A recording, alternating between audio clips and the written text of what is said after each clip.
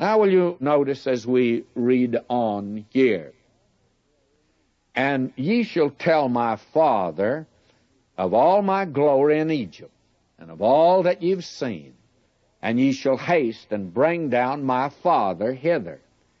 And he fell upon his brother Benjamin's neck and wept, and Benjamin wept upon his neck. This is a tender scene. These two brothers, full brothers, both marvelous men, Joseph and Benjamin. And moreover, he kissed all of his brethren and wept upon them. And after that, his brethren talked with him. Don't you see that they absolutely were puzzled. They were stunned. They didn't know what to say. Now they begin to recover their senses, and they have quite a talk. And so this thing now is spreading abroad. We read here, and the fame thereof was heard in Pharaoh's house, saying, Joseph's brethren are come, and it pleased Pharaoh well and his servants. You see, what had happened was that all this noise, this carrying on, that it caused everybody to hear, and Pharaoh wanted to know what was going on. One of the servants from Joseph's house came by, and Pharaoh said to him, what's going on over there? He said, well, do you know those 11 men that came down from the land of Canaan? They are his brethren.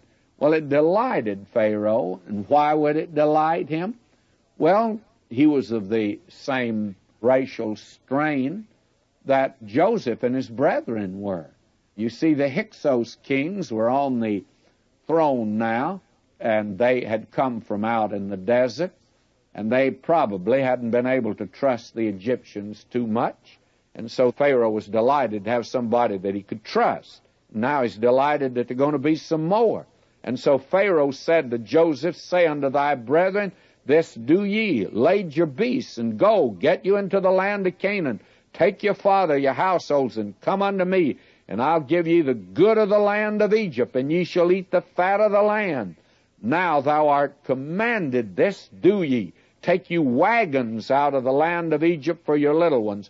And note that word wagons, because they say the wheel is quite an invention, you know. And these men from the land of Canaan were not using the wagons yet. But the Egyptians were well advanced.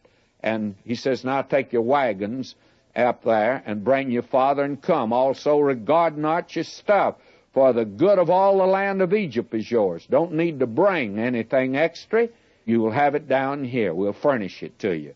Children of Israel did so, and Joseph gave them wagons according to the commandment of Pharaoh, and gave them provision for the way. To all of them he gave each man changes of raiment, but to Benjamin he gave 300 pieces of silver, 5 changes of raiment. To his father he sent after this manner 10 asses laden with the good things of Egypt, and 10 she-asses laden with corn and bread and meat for his father by the way. So he sent his brethren away, and they departed. And he said unto them, see that ye fall not out by the way. And they went up out of the land of Egypt, and came unto the land of Canaan, unto Jacob their father. They told him, saying, Joseph is yet alive. He is governor over the land of Egypt. And Jacob's heart fainted. He just couldn't believe this was true. And they told him all the words of Joseph, which he'd said unto them. And when he saw the wagons which Joseph had sent to carry him, the spirit of Jacob their father revived. This was a thrilling moment for him. And Israel said, it's enough. Joseph, my son, is yet alive. I'll go and see him before I die. But the prospect of seeing Joseph certainly influenced Jacob to make the decision to go down to Egypt.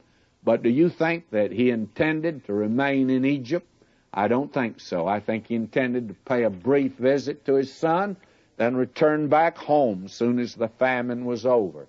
But he never returned except for the burial, his own.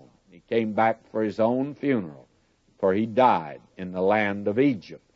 And his whole family was moved down there. This is a tremendous story, and we'll follow it on. The hand of God is now very evident in the life of Joseph.